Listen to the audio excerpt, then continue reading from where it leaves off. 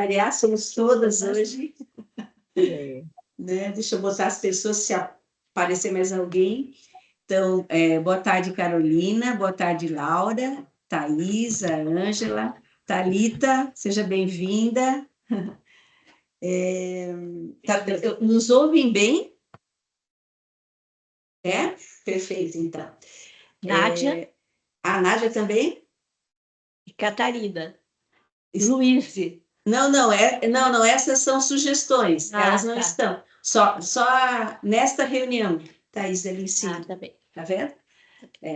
Então, eu gostaria de agradecer a presença de vocês e trabalhar com vocês na perspectiva, então, de lembrar por que a gente está trabalhando com esses textos especificamente, né?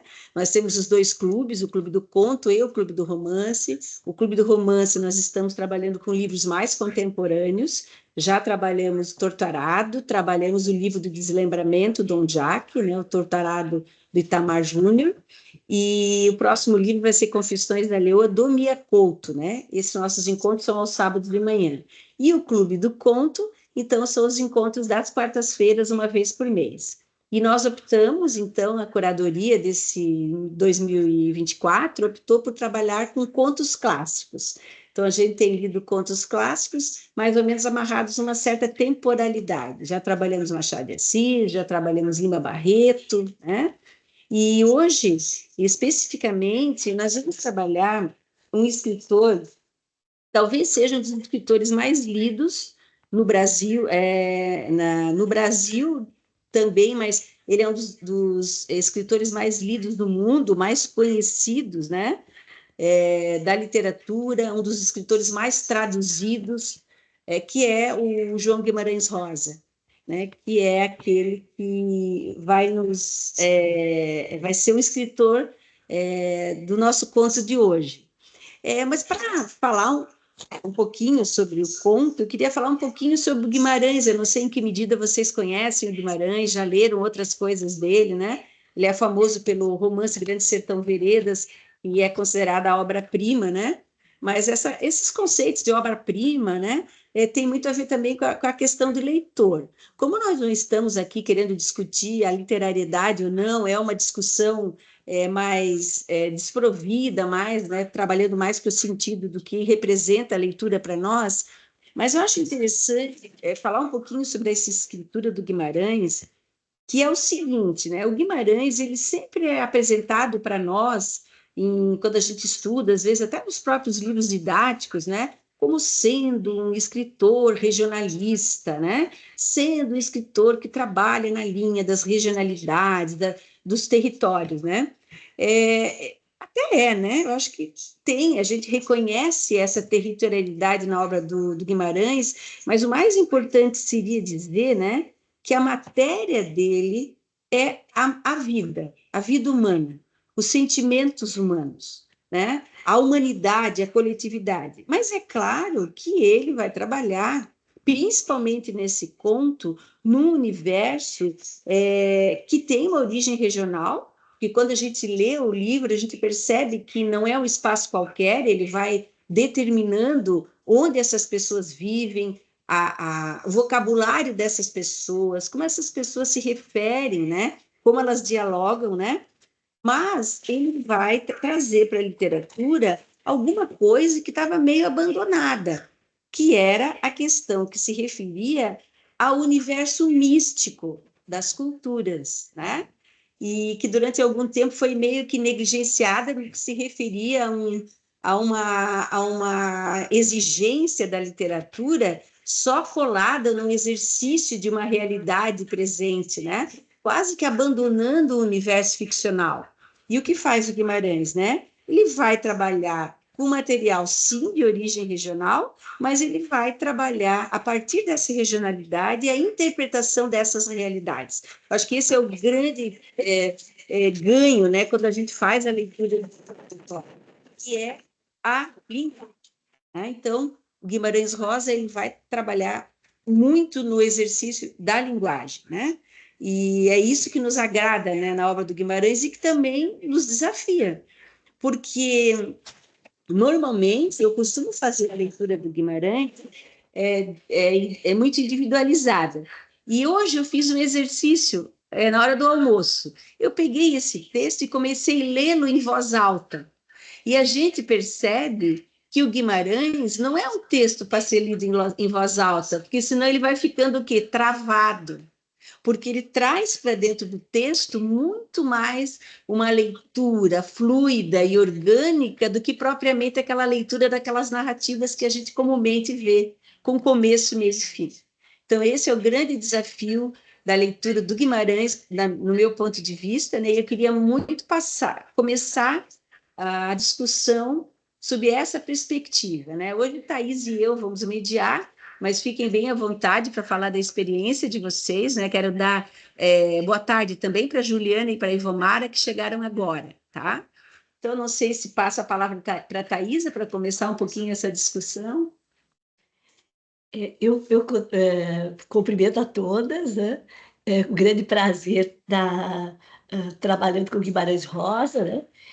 Especialmente porque Guimarães Rosa, ao usar, né, uma linguagem coloquial, né?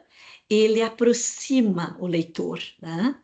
E ele aproxima o leitor a partir, né, de um discurso que vai falar, né, diretamente para o leitor, né? E você se sente, né, integrada, né, ou integrado, né, ao texto, como se você estivesse inserido naquele meio, né, que está focado a narrativa, né? Então ele começa esse texto, né, descrevendo o espaço rapidamente, né? No entanto, o grande foco é a reação de Nininha, né? Como ela reage diante da vida, né?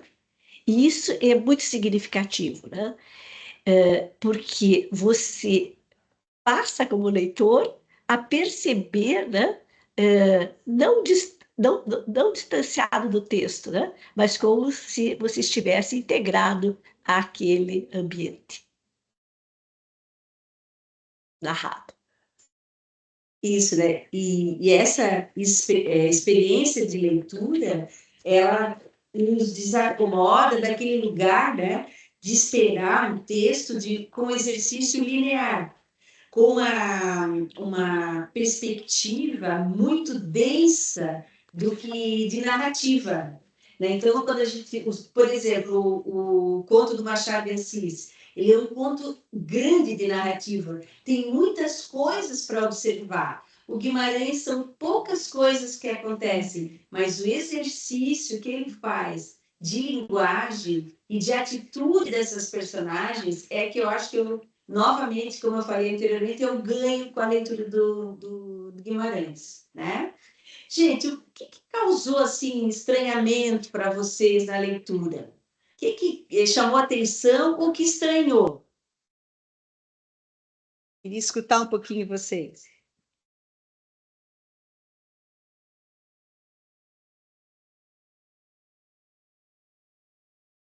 O que ficou difícil? O que foi fácil? O que encantou, O que encantou? o que desencantou. A menininha, ela, ela é encantadora, de fato, mas o que me encanta no texto dele, engraçado, Beré, eu quando leio Guimarães, quando eu leio especificamente o Grande Sertão, eu gosto de ler em voz alta, sabe? Em voz Sim. alta. Esse conto não, Uhum. os contos não. Os contos, para mim, não sei porquê, eu não entendo, aí eu realmente não leio em voz alta. Agora, o que me chamou a atenção é que é um conto assim, é o insólito, né, do conto que chama a atenção. É o insólito. E os pequenos detalhes que ele traz. A mãe segurava o terço até quando degolava a galinha. Uhum. né? E você fica imaginando aquela menininha, coitada, estranhíssima, né? E o que também me chamou a atenção é como a morte dela foi tão rápida. Quando você está no melhor do conto, ela pum, morre, né? Então foi isso. Agora, como sempre, ele é mestre em armar o cenário que a gente vê, não é? E a gente é como você disse, a gente se sente inserida. Parece que a gente está ali acompanhando aquela família. Dentro daquela casa, naqueles ambientes, ele consegue levar a gente. Eu acho fantástico nele isso. Ele consegue transportar a gente para dentro da cena. Uhum. Eu acho... Triste. Pode falar, Ângela. Não, é isso. É um conto triste, na realidade. A gente fica muito... Eu fico muito penalizada com a bichinha. E fui procurar o que era a mãe Urucuiana. Urucuiana. Uhum. E aí vi que, engraçado, eu tinha grifado da outra vez que li, e vem do rio Urucuia. Uhum. Da região, né? Urucuia, e o Urucuia significa ouro na cuia. Uhum. E me chamou também a atenção o nome do lugar, Temor de Deus. Isso. Né? Então, tudo nele tem um significado, é fantástico. E cada vez que a gente lê, vai descobrindo mais alguma coisa. Isso. A sua casa ficava para trás da Serra do Minho, né? Então, para além do horizonte, eu tenho a capacidade de compreender. Então, ele já diz que o que ele vai contar não é alguma coisa desprovida aliás, alguma coisa que é desprovida de realidade, né? Ele vai dizer, ó, no meio do brejo de água limpa, lugar chamado o temor de Deus, né? Então, sabe Deus por que temor é esse, né? E ela vai tratar as personagens todas com letras maiúsculas, né? Pai não é o João, o Pedro, o Manuel, é o Pedro e pai. E o M de mãe, né? Então, são dois substantivos comuns que ele transforma em substantivos próprios. Já a menininha e a tia vão ganhar designações, né? Vão ter nomes, vão ser nominadas, né? Então, acho que isso é uma coisa para a gente pensar. Por quê, né? O que é essa representação que ele traz para nós? E a menina, o nome dela era Maria, mas acabava sendo conhecida como Nininha, de tão pequenininha que ela era, né? Então, aí começa o jogo linguístico do Guimarães, que, para mim, no meu ponto de vista, é maior até que o próprio texto, né? E é interessante quando ele começa, no primeiro parágrafo, né? Ele situa Nininha, né? Dita, nascera já muito para miúda, cabeçudota e com olhos enormes, né? Então, ela era miúda, mas ela tinha olhos enormes, né? Então, ela se voltava para o mundo, né? E cabeçudota, né? Ou seja, ele cria uma palavra, né? Um termo, né? Para mostrar, né? Que ela era diferente, pequenininha, mas não era invisível. Ele podia dizer cabeçuda, não é? Mas ele vai criar um termo, né? Bem cabeçudota. Cabeçudota. É bem interessante, porque ele não disse nem cabeçudoca. É diferente, né? Cabeçudota.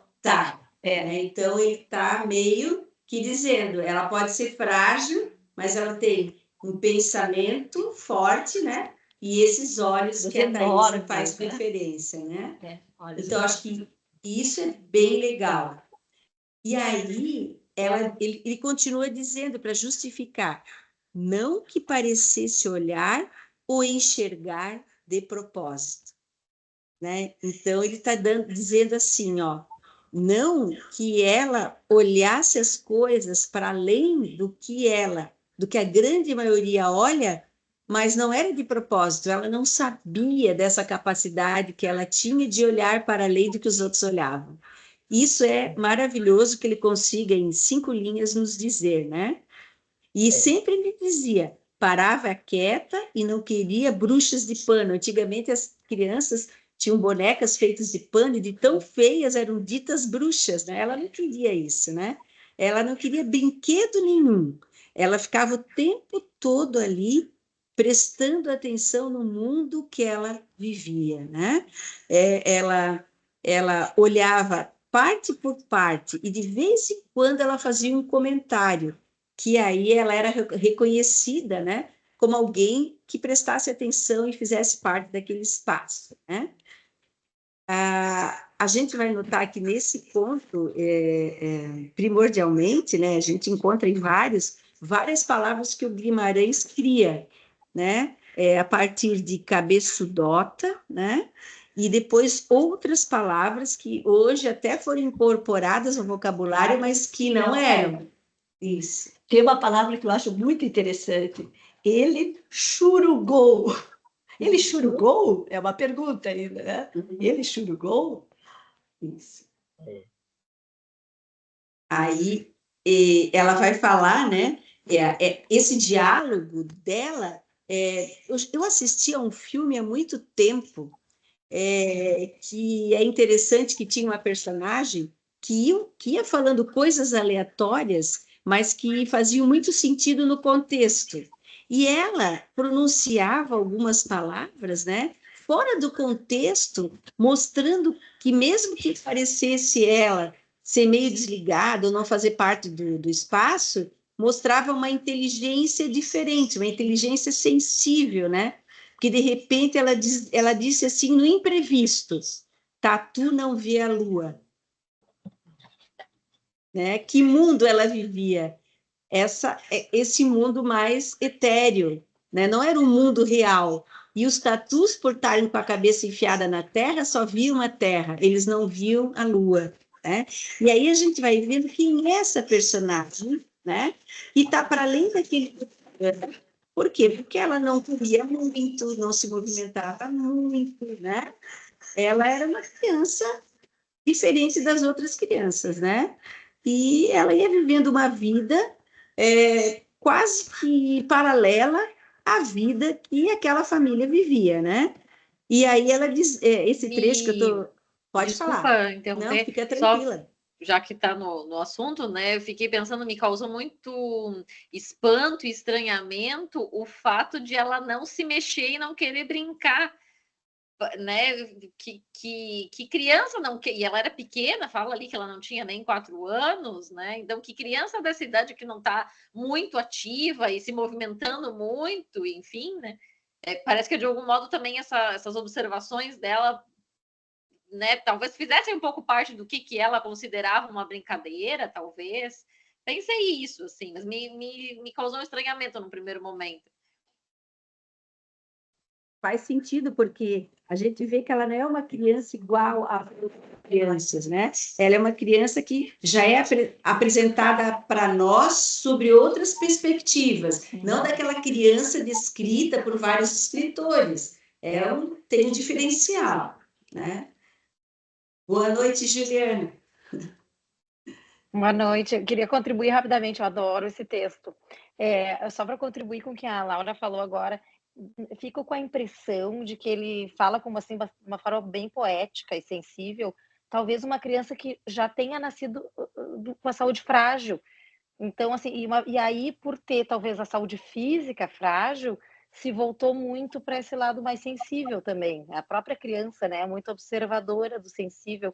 E essa questão da criança enxergar o animal, fazer essas conexões, né, do bichinho que não consegue ver a lua, assim, é muita sensibilidade, é bem uma sensibilidade infantil, né, que mistura, assim, que coloca vida e pensamento em animais, em objetos.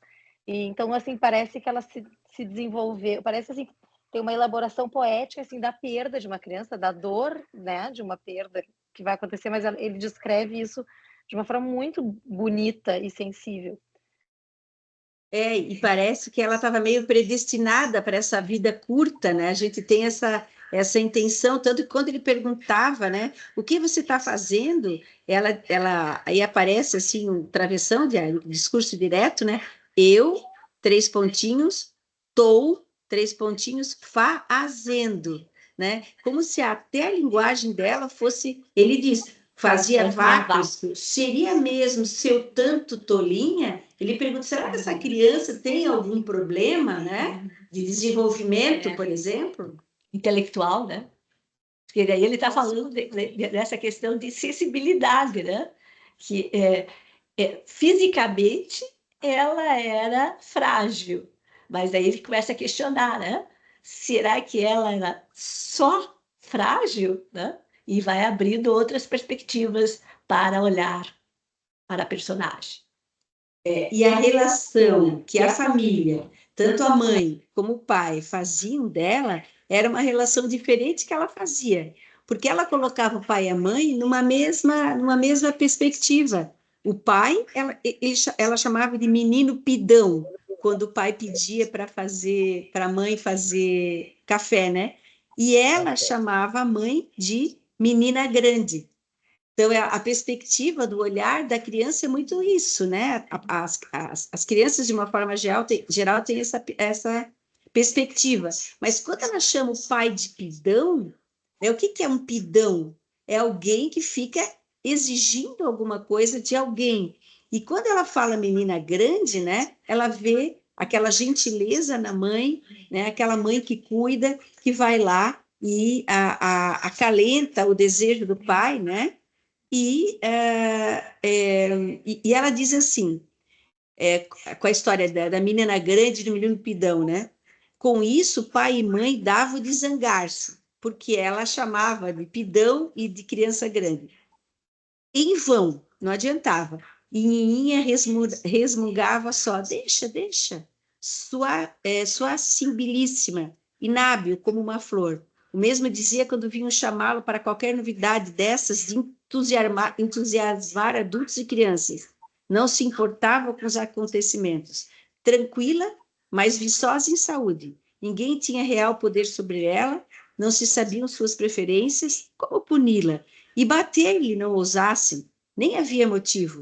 Mas o respeito que tinha por mãe e pai parecia mais uma em graças espécies de tolerância. E Ninha gostava de mim. Aí entra o personagem narrador, né? Ele conta quem é essa menina e de repente ele diz: mas essa menina gostava de mim. Então ele abre o diálogo com ela e o olhar dele sai daquela narrativa e vai para quem era essa criança, quem era essa personagem, né? E aí ele vai. Aí eu concordo, né, com a Ângela, que é e com a Juliana também, que é uma poesia, né? Daqui para frente é um exercício de leitura quase poética, né? Não é uma leitura fácil, não. E ele vai trazer referências que são até comuns, são metáforas comuns na literatura, mas que aqui tomam outra dimensão. Eu acho que você colocou algo muito significativo, né? Que a força do Guimarães está na dimensão poética. Uhum. Né? E ao criar essa dimensão poética, ele sensibiliza o leitor para perceber o lado não aparente dos personagens, né? Esse lado íntimo do personagem, que se desvela, né?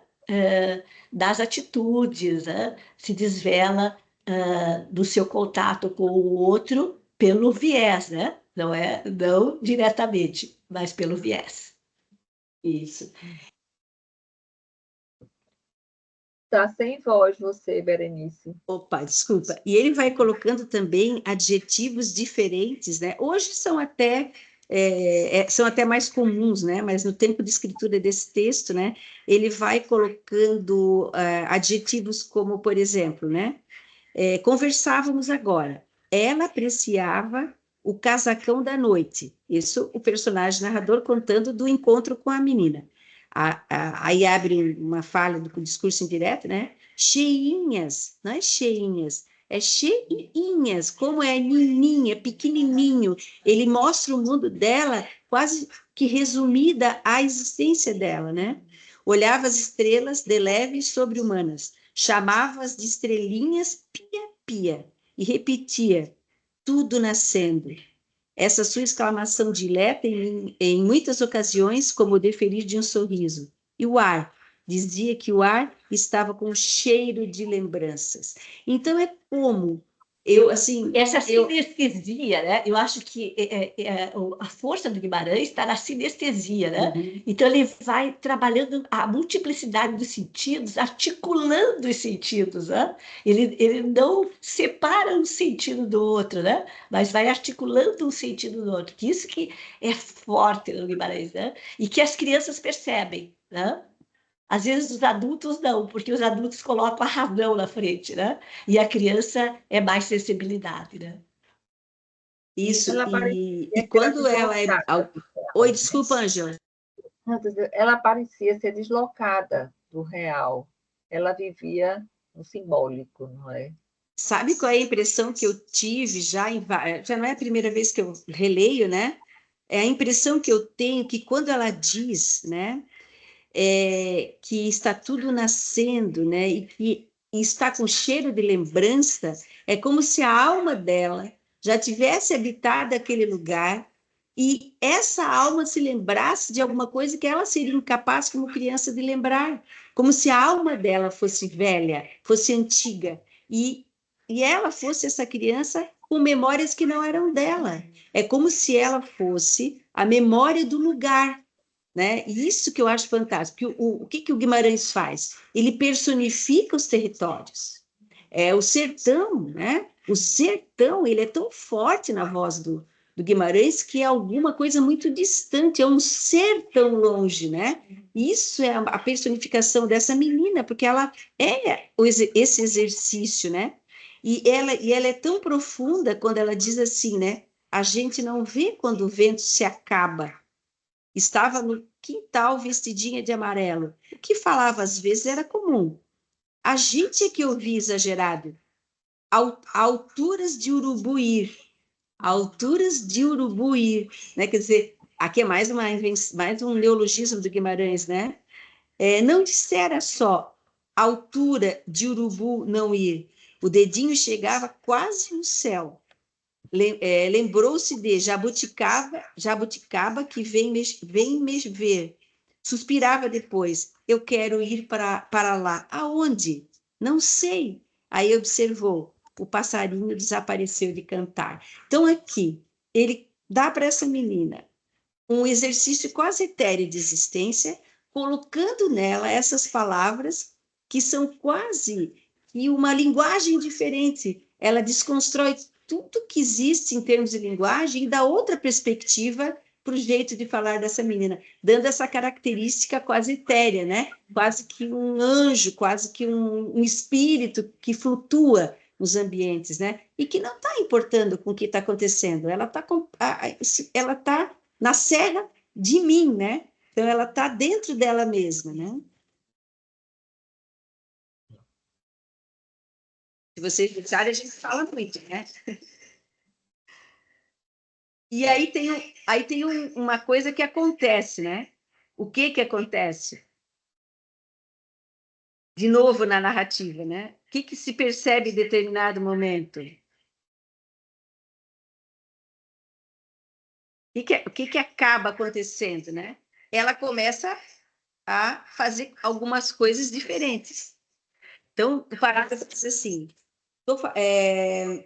Nininha passou a chamar o sabiá de senhora vizinha e tinha respostas mais longas. Eu estou fazendo saudades. Outra hora falava-se de parentes já mortos e ela riu. Vou visitar eles. Ralhei, dei conselhos. Disse que ela estava com a lua. Olhou-me zombás, seus olhos muito perspectivos. Ele te churungou? Nunca mais vi. Então, o narrador, ele vem apresenta a personagem, fala de um tempo em que ele convive com essa personagem e, de repente, esse narrador sai do centro da narrativa e fala de alguém que muito tempo depois vai rever aquele lugar e aquela história. E aí ele diz: sei, porém, que foi por aí que ela começou a fazer milagres. Aí a narrativa muda, sai de uma descrição de quem era essa menina, de como ela era, e agora para a perspectiva, né, de que ela começa a fazer milagres. Agora, quando você estava lendo, fiquei pensando, eu estou fazendo saudades, né? Se a gente parte do princípio que ela já sabia o que ia acontecer com ela, o que ela faz acontecer, aquilo que ela quer, de repente ela já estava construindo aí uma saudade para ser sentida dela, né? Tô fazendo saudade. Achei interessante, achei bonito também. E acontece isso em dois momentos, né? Dela falar sobre a morte e ela levar bronca, né? Dele, do narrador, e da tia também. A tia briga com ela no momento que os pais não entendem nem o que está acontecendo. E ela conta que ela tinha visto alguma coisa que, né? Enfim, que ela ia embora, né? Isso. Então, Ângela, eu não sei se foi tão repentina a morte dela, né? Eu acho que é porque o narrador não estava ali, então ele se afasta, é como se ele tivesse escutado alguém contar para ele o que aconteceu, né? Isso é uma coisa interessante, ele está afastado, mas ela estava fazendo saudades. Então, ela meio, como diz a Laura, já estava meio que embalando não sei se desejo ou se essa constatação. Quando ela começa a botar esses nomes esses bichos, por exemplo, quando ela chama a sabiá de senhora vizinha, né? Ela pode estar falando, né, de uma personificação desse sabiá como alguém que já tivesse vivido naquele espaço, mas que agora tivesse voltado como se fosse uma sabiá, como se fosse um passarinho, né? Então, e o olhar dela é sempre para o firmamento, para o céu, né? Para os passarinhos. Então, ela tem sempre essa perspectiva de infinito, né? Eu acho que a Nininha é como se fosse um infinito. Eu olho ela também sob essa perspectiva, né? E então eu acho que sim, Laura. Eu acho que ela estava meio que ensaiando esse exercício, né? Mas eu achei assim que o leitor, eu não entendi a primeira vez que eu li que ela estava ensaiando para morrer, né? E aí, quando a gente está aqui, quando ele está falando sobre os milagres e tal, aí ele faz: mãe cochilava contente que quando ela crescesse e tomasse juízo, ia poder ajudar muito a eles, conforme a providência de certo prazia que fosse. Ponto. Aí, Nininha adoeceu e morreu. Ele dá, né? Ele dá um giro assim, ele não Muito introduz grande, na concordo. Ele faz um corte na narrativa, como que dizendo assim para nós: se ela sobrevivesse, eles não queriam que ninguém soubesse que ela tinha esse dom, né? Mas sob que perspectiva que tinham medo que o padre, o bispo, roubassem aí botassem no convento, né? Por essa santidade. Então eles se calaram, né? Para não perder a filha e porque ela poderia ajudá-los num passado mais curto, né? Num futuro mais curto. Então, eles se acomodaram. Aí, de repente, tem esse corte, né? Como se o narrador não soubesse mais do que aconteceu nesse meio tempo. Então, ele soube a história contada e soube que ela morreu, né? Então, isso dá esse susto na gente mesmo, né? E porque é muito abrupto, né? Essa síntese que o Guimarães faz nesse conto especificamente é bem abrupta, né? Eu até já andei atrás para ver se nós não tínhamos uma versão que não fosse essa, mas não, é assim mesmo. Sempre que eu acho igual essa que está postada aí para vocês, né? Que mais a gente que foi? é o livro, né? É a que está no livro.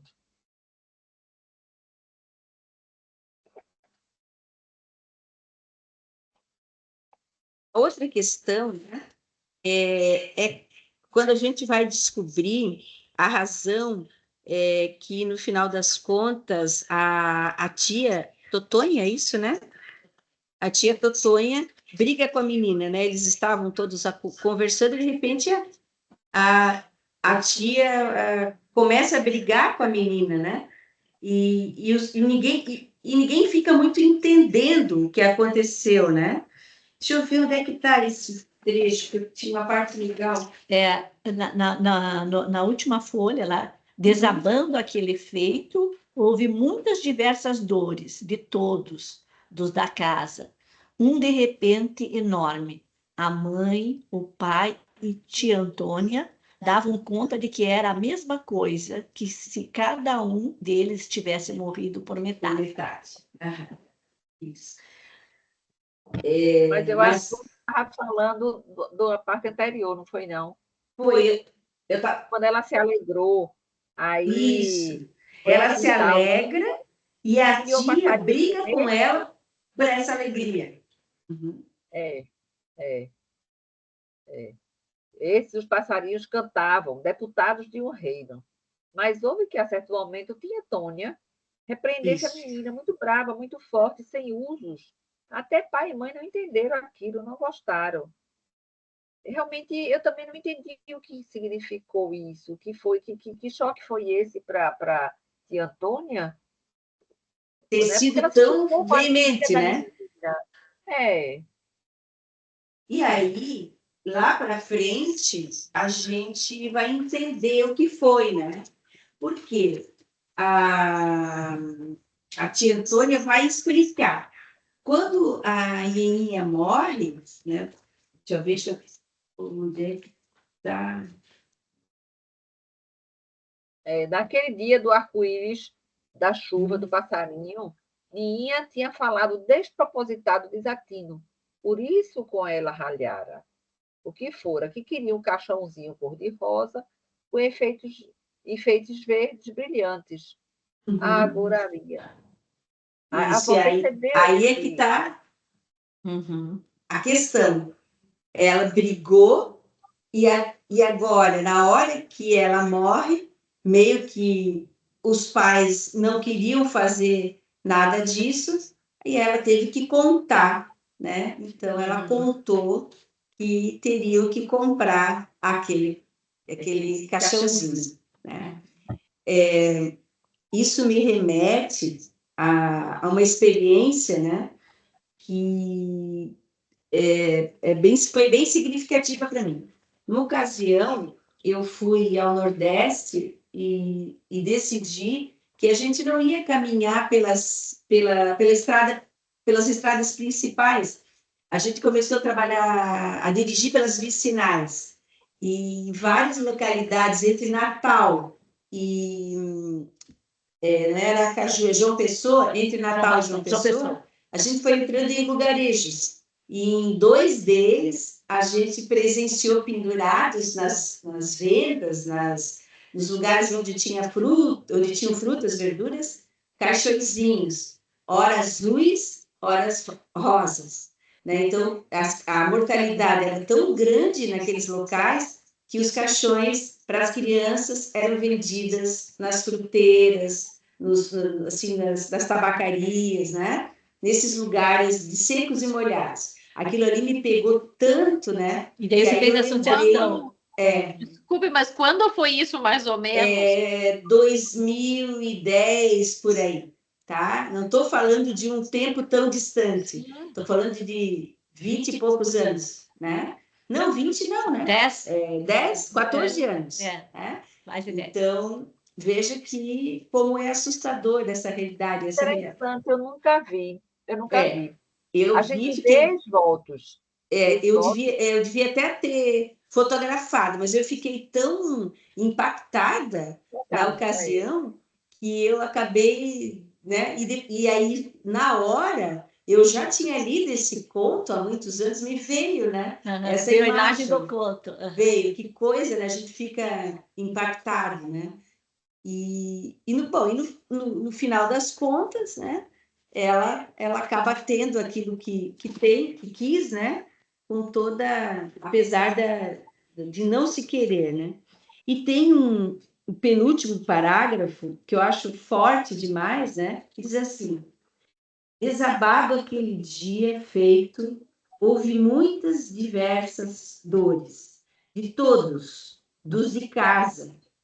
De repente, enorme. A mãe, o pai e tia Tônia davam conta de que era a mesma coisa que se cada um deles tivesse morrido por metade. E mais para repassar o coração, de se ver quando a mãe desfiava o terço, mas em vez das Ave-Marias, podendo só gemer aquilo de menina grande, Medina grande. Só que com toda a ferocidade. E o pai alisava as mãos do tamboretinho em que Nininha se sentava tanto, e em que ele mesmo se sentar não podia, que com o peso de seu corpo de homem, o tamboretinho se quebrava. Então não tinha mais lugar para eles se apegarem, eles não tinham mais aonde buscar a Ninha. Ela tinha se dissipado, né? Ela tinha desaparecido por completo. E isso é forte no texto. Né? É. E como é difícil, às vezes, realizar esses últimos desejos da pessoa que morre, né? A tia fala, ela falou essa história do caixão, será que a gente faz? E o pai disse que não, que isso era ser conivente com essa história, era aceitar que ela tinha morrido, né? E o quando pode ser difícil mesmo com pessoas grandes que morrem, né? A gente, às vezes, respeitar desejos que a gente não concordaria, né? Imagina, então, se é uma criança que diz como é que ela quer o seu cachorro. Que projeta seus desejos, né? E tudo assim, num espaço como se ela tivesse personificado em criança, mas que esse espírito dela parece que tinha vindo para realizar um curto espaço sobre a Terra. Né? Aí essa coisa do místico na obra do Guimarães, né? Essa coisa meio transcendente que ele traz em vários momentos na obra dele. Né? O ano passado nós lemos A Terceira Margem, né? Do Guimarães, que também tem uma coisa etérea, que a gente não sabe exatamente o que aconteceu ou o que deixou de acontecer, né? O próprio título já indica, né? A terceira margem do rio, né? Isso, né? Já indicando uma impossibilidade. Uma impossibilidade. E esse título também, né? A menina de lá. Isso. De que lado? Do lado de lá. A menina de lá. E esse lá é esse sertão. Esse ser tão distante. Ela não é daqui. Ela não é daqui. Ela é de lá. Ela é de Se ela fosse daqui, eu conseguiria compreendê-la, porque eu sou daqui. Mas ela não é. Ela é de lá. É de muito longe. Ela é de lá. Então, é a maestria do Guimarães em relação aos processos de uso de linguagem, né? Mas o texto termina dizendo assim, né? A mãe queria, ela começou a discutir com o pai, mas no mais choro se serenou. O sorriso tão bom, tão grande, suspensão num pensamento, que não era preciso encomendar nem explicar, pois havia de sair bem assim, do jeito, cor-de-rosa com verdes funebrilhos, porque tinha de ser, pelo milagre, o de sua filhinha em glória, a Santa Nininha. Como o sapo veio até perto dela, não adiantava eles lutarem. Viria o que ela queria. Então, é como assim, vamos fazer o que ela quer, porque senão vai acontecer de qualquer jeito. Aí o Guimarães deixa em suspenso esse conceito assustador e encantador ao mesmo tempo, que é o conceito de destino. Isso mesmo.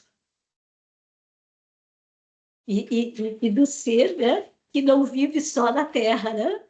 Do ser que tem o espaço da espiritualidade, né? Que pode não ser esse espaço palpável ou humanamente construído, mas é algum lugar indefinível, né? mas eu olho para essa Eminha sempre com essa aura da infinitude, né? Como se ela já soubesse, em todos os momentos, que a vida dela ia se construir daquela forma, ou ia acontecer daquele jeito, né? Não sei, gente, se vocês querem comentar mais alguma coisa, né? Para mim tá ok, assim, eu quis dizer tudo que eu tinha desejo de dizer. Não sei se vocês querem dizer alguma coisa a mais, por favor, fiquem à vontade. Que bacana, e construindo esses entendimentos juntos, assim, né? E pensando, um fala uma coisa, tu fala outra coisa, a gente vai compondo, assim, essa história também, né? Próxima vez que eu ler, foi a primeira vez que eu li, mas a próxima vez que eu ler, com certeza isso vai estar presente também. Eu acho que toma uma dimensão diferente, né, Laura? Sim, E eu acho que a magia do Guimarães Rosa é que a cada leitura você percebe aspectos que na leitura anterior você não percebeu, né? Porque ele te leva para uma dimensão de encantamento com a palavra, né? Ele tira a palavra do concreto, né? E redimensiona afetivamente a palavra, e daí você, a cada leitura, cada nova leitura, vai percebendo o texto com uma dimensão diferenciada. E também dizer para vocês que nós vamos fazendo aqui as leituras sobre as nossas perspectivas, mas são as nossas perspectivas. Eu acho que é um texto que permite muitas entradas, né? Não necessariamente essas nossas. A professora Thaís e eu, sempre que a gente vai fazer uma mediação, a gente traz uma perspectiva, mas a gente já teve, assim, em muitos momentos, outras perspectivas completamente diferentes. Complementam, né? Isso. E o mais interessante, que eu acho que para mim, pessoalmente, na vida e na obra do Guimarães, é essa dubiedade mesmo. Ele coloca a gente em xeque, né? Ele coloca mesmo a gente assim, olha, né? Será que realmente é isso que está dito? Não poderia ser outra coisa? Então, que viva o Guimarães para ser nas nossas vidas e na literatura, né? Nós tivemos aqui, esse final eu achei muito interessante, assim, e tinha que acontecer, né? Porque a Santinha ia providenciar tudo. Mas nós tivemos uma experiência muito interessante. Veio um ator, ele parece que era baiano, e houve aqui o Festival de Inverno de Garanhuns. Ele, então, fez uma apresentação numa livraria, nessa livraria que eu falei, Jardins. Ele incorporou, que coisa fantástica, Riobaldo. Então, ele retirou do texto toda a fala de Riobaldo com relação a Diadorim, né? E, ao final, mas ele incorporou de uma forma tão perfeita que todos nós tivemos a sensação de que estávamos diante de um Diadorim. E, ao final, a pequena plateia, né, éramos poucas pessoas, umas 50 pessoas, que eram só as cadeiras assim, em volta dele, dentro da livraria. Todo mundo chorou. Todo mundo chorou. Todo mundo ali sabia quem era Diadorim, todo mundo sabia do final. Mas foi tão maravilhoso, sabe? Foi uma experiência linda. E como é melhor, diga assim, eu gosto de ler O Grande Sertão em voz alta, e como é melhor ainda você ouvir Diadorim falar. Porque cria uma atmosfera sensível, né? Quando ele sentou, que olhou para aquelas pessoas, quando ele foi passando o olhar pelas pessoas, ele já foi mudando a fisionomia dele. Ele já foi se transformando em Diadorim. Foi uma experiência tão linda. Muito, muito bonita mesmo. E é isso, né? Porque, como eu te falei, alguns textos, por exemplo, quando você lê em voz alta, o Grandes Sertões, você se reconhece na sua fala, na sua voz. Mas quando alguém vem e personifica essa personagem, aquilo passa de uma experiência sua para uma experiência com outra pessoa. Aí é como se realmente o Diadorim ali estivesse, ou o Riobaldo ali estivesse, né? Quando nós lemos em voz alta, nós temos a consciência que nós estamos lendo. Agora, quando alguém lê em voz alta para nós, muda muito. As experiências que a gente tem com leitura nas escolas, para as crianças, é muito diferente, porque as crianças gostam, né, de escutar a gente lendo. né? São experiências interessantes no processo de formação de leitura, né? Tá? Gente, eu e a professora Thaisa temos que sair para dar aula. Laura, seja muito bem-vinda, venha sempre. Bem-vinda, tá? Laura. Obrigada. Sempre que Bom eu te posso, estou por ver, aqui. Ângela. Uau, Isso. foi ótimo. Um abraço, pessoal. Até a Até próxima. Até a O próxima. próximo Um é abraço. quando? É agora, já sábado? Não. O próximo é setembro. Faz um mês agora que a gente fez. Eu vou postar ali no Clube do Conto e do Romance. O Clube do Conto também é setembro e o romance também. Tchau. Eu acho que Tchau, vai um dar tempo abraço. de eu tomar minha abraço. foto lá. Tchau. Tá, pode deixar. Tchau, tchau.